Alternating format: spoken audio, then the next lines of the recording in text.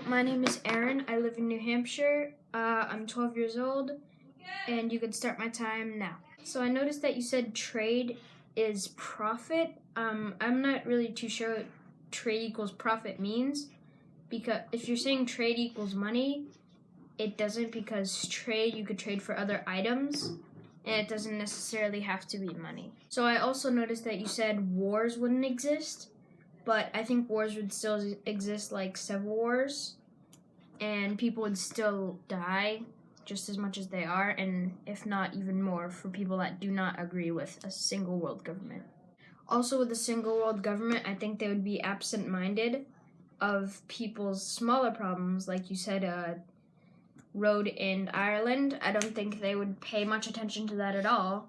And your solution to that, you said that there would be single country governments, but part of this round is single world government. And if there was still a smaller government for each category, I don't think that's under the category of single.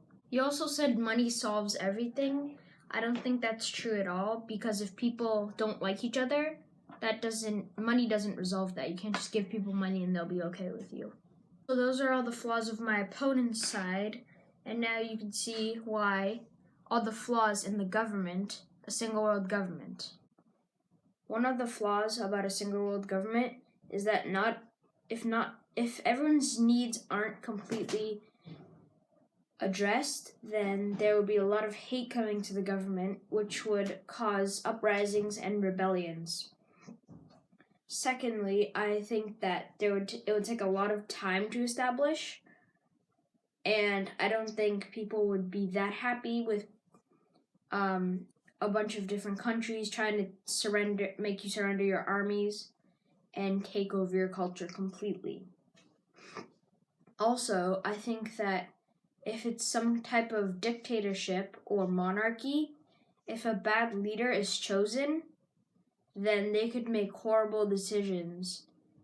And if they're from a country that has a dictator, then they would obviously want to stay with their beliefs, and they would do that and make our whole country a dictatorship and maybe not a democracy where everyone gets their vote. Also, I think that people's religions, one of the great things about the United States is that everyone's religion is free religion.